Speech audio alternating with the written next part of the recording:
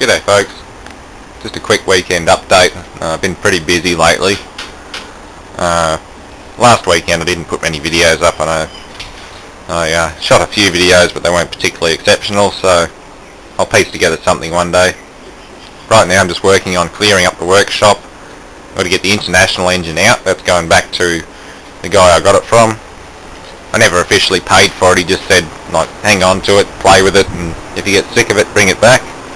So I'm not going to swap it for anything yet, but I'm buying a pallet load of little engines and bits off him, just rusty old stuff. There's a little Kelly and Lewis 3AO, I think they call it, and there's two other little Australian-made ones.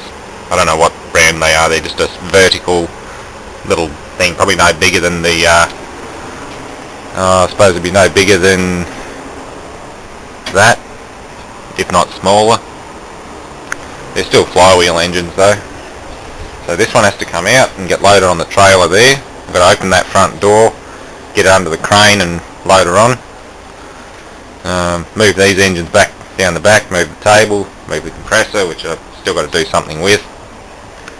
I've got equipment coming out of my ears to play with. My friend gave me that one, doesn't know what's wrong with it. Found this in the scrap bin the other day. It's a AMD, what do you call it? 64 Athlon, 64-bit AMD Athlon. It's got 128 meg PCI Express card in it. I can replace that. Don't know what's wrong with it. It might be completely rooted. SATA hard drive. Hard drive's probably damaged from being tossed on the scrap pile, but we'll see. Gigabyte main board. Can't tell you what model it is, but it's a 2005 era Athlon 64. So that might be another good workshop computer. The problem with popping CRTs inside the workshop is you always find little things like this floating around. This piece of glass looks like it's been through hell, but I guarantee all that damage would have just been during the initial implosion. It's pretty impressive how much force those CRTs have. Oh, good workshop music for the day. That one. Gulag's actually a Soviet work camp, so it's probably not politically correct, but it's still a very awesome piece of music. I can't play it because it's copyrighted, and I'm a partner now. YouTube hates partners that put up copyrighted stuff, so yeah, just click on the links. Damn, I made a mess.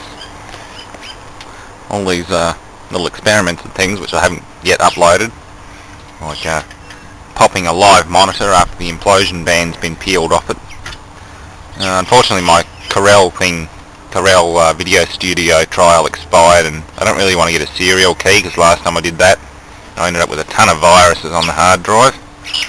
I was going to save up a few dollars between paying for that thing and a few others and just buy a copy of it. But you'll have to wait a bit before I can put the high quality version of this up. But that was a load of fun. That's why there's bits of CRT glass all over the shop. I've got some scrap copper and stuff buried in here. Dead hard drive cover. And there's an air conditioner at the bottom. The old Mitsubishi one. Yeah, it's pretty dirty and nasty. But since I can see the run cap box sitting in there, it doesn't seem to be shorting out against anything. Let's plug it in and see what it does.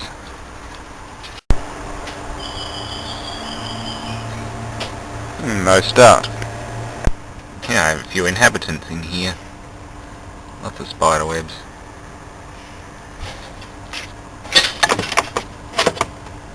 Baby huntsman. They can grow up to be the size of your hand if you leave them long enough. And pretty impressively large but fairly harmless spider.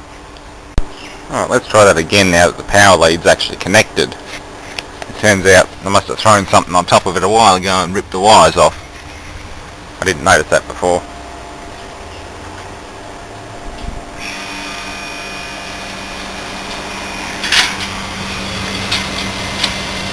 It's working.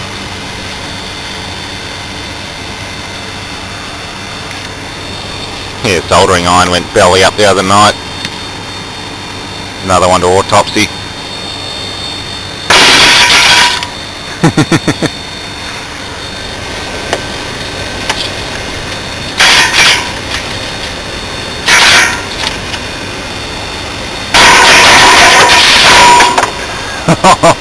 That sounds unhealthy. This could be fun. Be a new series. What can the fan shred? Water pump gasket off a Ford or something? Or Magna? Where'd it go? Come on, take the run cap. Ooh.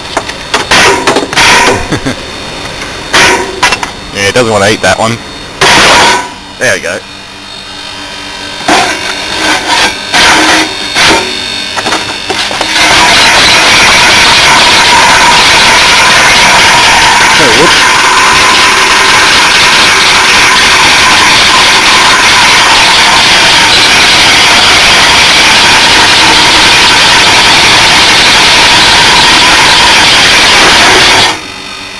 Shut up.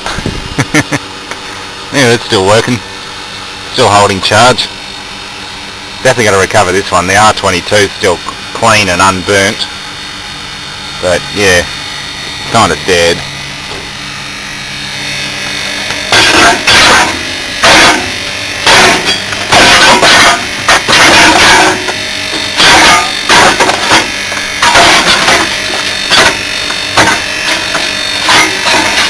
That's why you don't stick things in your air conditioner, kids.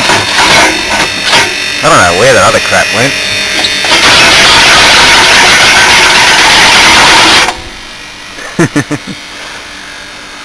Yeah, I'll just let it torture itself for a while. This thing's sounding really unhappy, and it's only been about 2 minutes since I did the last video. Head pressures must be rising critically, because that's getting really hot. Yeah. She's not happy.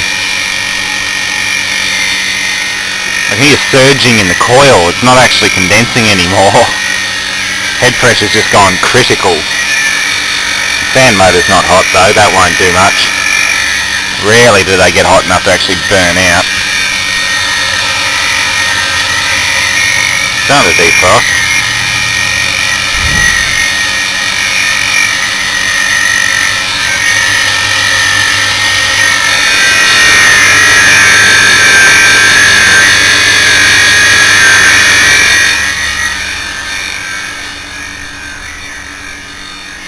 Gotta troubleshoot this little thing too. Just found it in junk pile.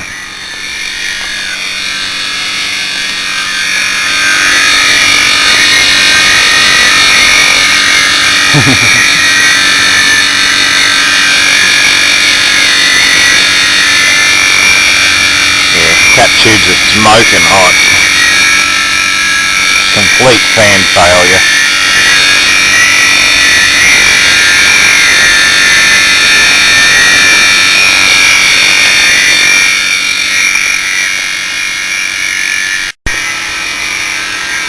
Yeah, the evaporator coil isn't an evaporator anymore, it's just getting gas. There's no condensation occurring in this system at all. Right, that's just thawed out and stopped. It's not doing anything. And this is getting increasingly hotter, like dangerously hot. I don't think I want to be too close to it.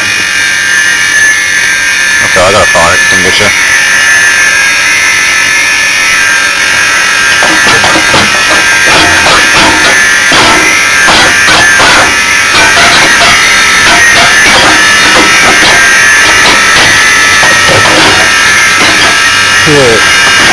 That's why it's working.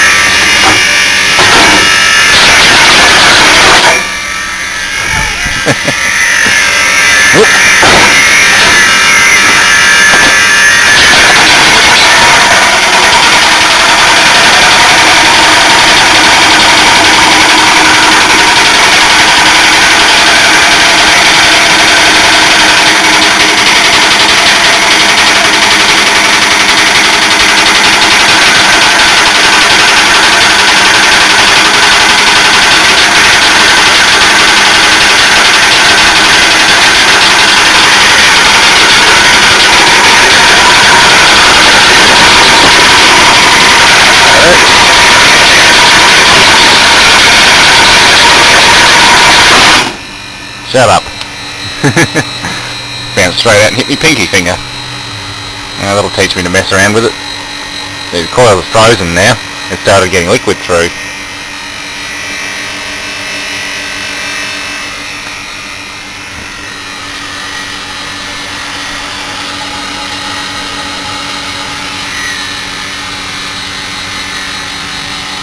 Now it's changing its tone, surging.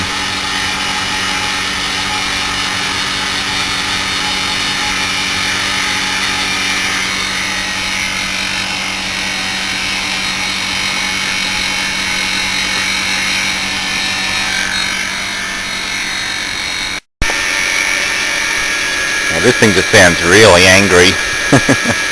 Really angry.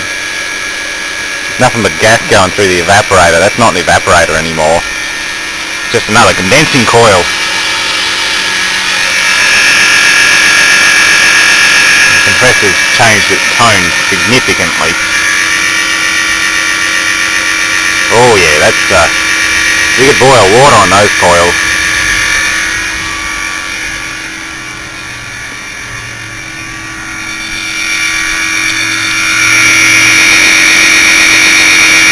Oh, getting the critical.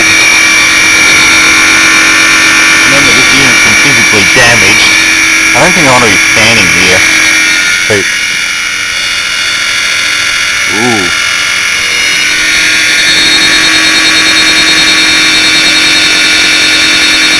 It's dying.